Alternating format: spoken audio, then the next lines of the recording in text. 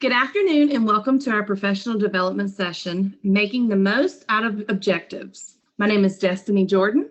I'm Jennifer Murphy. I'm Gail Clutton. And I'm Kimberly Jones.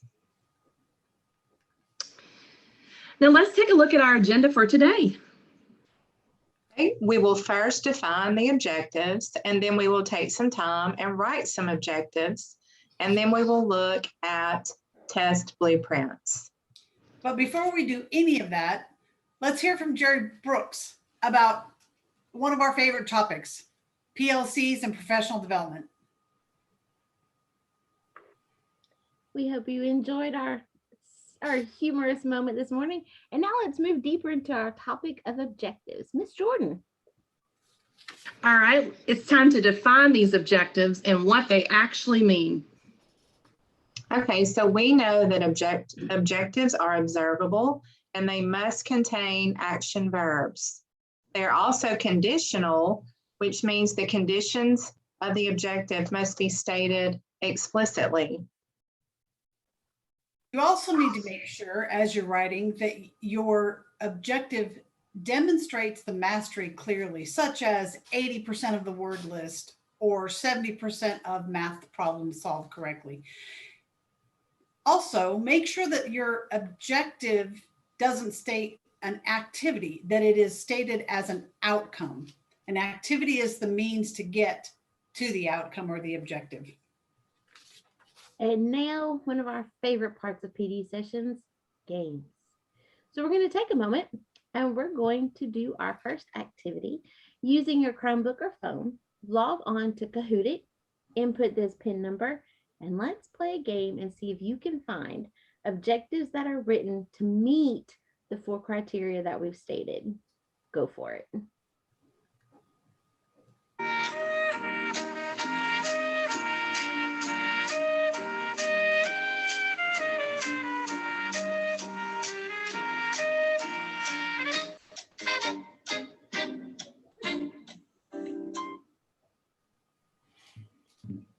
All right, next we're moving on to activity number 2, where you will use the standards for your own grade level and write an objective that you would actually use in your own classroom.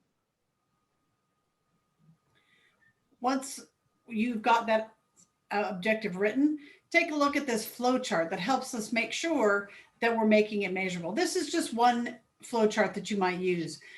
It's only 3 steps long, and it's going to help make sure that you're meeting the parameters for a good objective.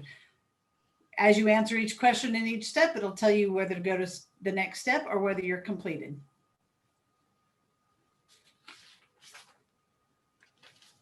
We have objectives that can be broken down into 3 domains.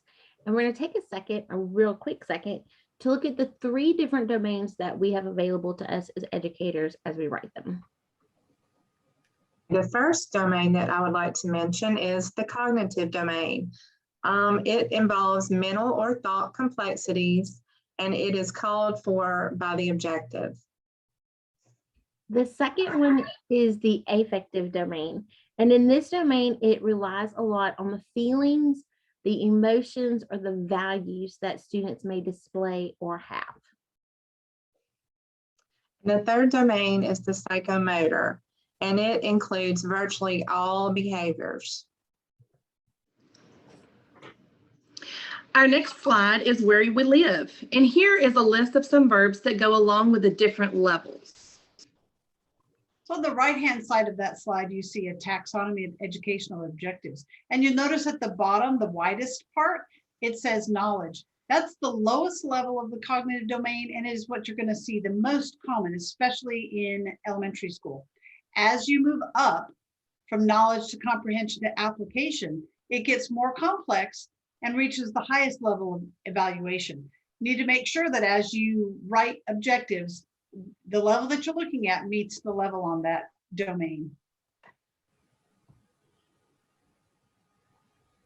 Now, let's look at activity number 3. Okay, so on this activity, you're going to use the objective that you wrote in activity 1 and decide which domain that you wrote it in, and then look at the level above and see if the objective that you rewrite the objective to move it up a domain. The whole point of this is, like Gail mentioned, to move up and become more complex.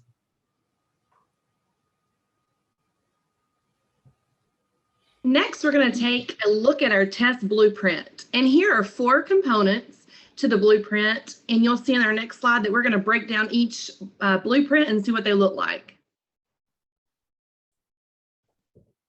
So the purpose of a test blueprint is to help you develop a test that actually measures the objectives that you wanted and covers some different domains at different levels. So the first part of the test blueprint is the content outline. That tells all of the objectives that you taught in the unit, what you were trying to do, and then we'll break that down a little bit further.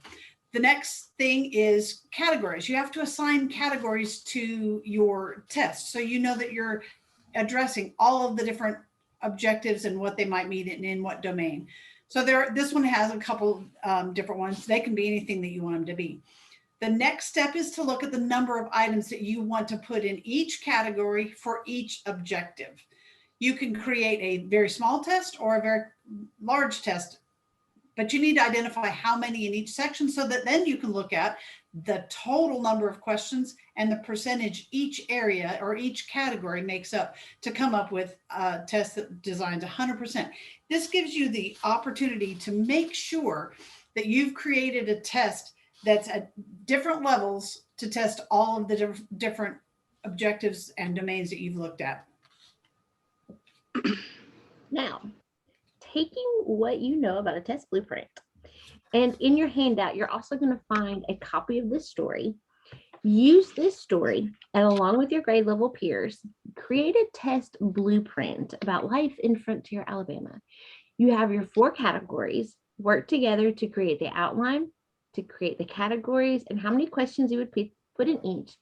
And then work that math to calculate your percentages. We're going to give you about a 5, 10, maybe even a little bit longer for some of you to get that finished and talk about it. Was it easy, hard, something you would do all the time? And what do you see as the value for doing this? Okay, so to end our session today, let's talk about some of the conclusions that we gathered. The first thing we need to do is always begin with the end in mind. We need to know our standards. We need to make sure that our standards align to our objectives so that our outcomes are then measurable. We always need to make sure that we can measure our outcomes. And the last thing that we need to do is to create the assessment and make sure that the assessment aligns to the standards. Next is our evaluation, and we would first like to thank you all for coming today to our professional development session. But before you leave, we ask that you copy down this link to a Google form, or if you're tech savvy, take a picture with your iPhone or iPad of the QR code to complete our evaluation to help facilitate us with future PD sessions. Thank you. Thank you. Thank you.